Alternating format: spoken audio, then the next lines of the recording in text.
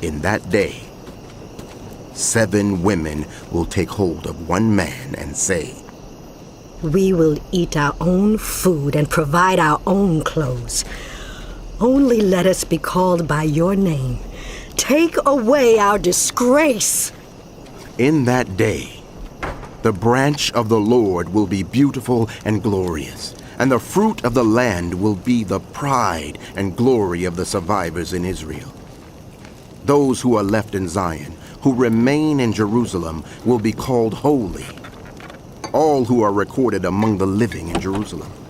The Lord will wash away the filth of the women of Zion. He will cleanse the bloodstains from Jerusalem by a spirit of judgment and a spirit of fire.